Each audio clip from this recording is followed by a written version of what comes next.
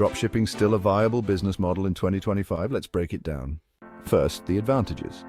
Dropshipping requires minimal upfront investment. You don't need to hold inventory, and with platforms like Shopify, it's easier than ever to start an online store. You can reach a global audience without ever worrying about logistics. But here's the reality check. The market is crowded, competition is fierce, and margins are thinner than before. Popular products get saturated quickly, and relying on a single supplier can lead to shipping delays or quality issues. Now let's talk strategy. To succeed today, you need to think beyond generic products. Focus on finding a niche, products that solve unique problems or cater to specific audiences.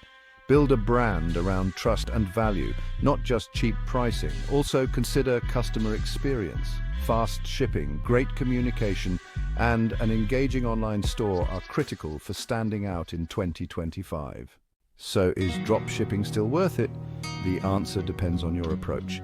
It's not the get-rich-quick scheme some make it out to be, but for those willing to research, strategize, and adapt, dropshipping still holds potential. What's your take? Let us know in the comments.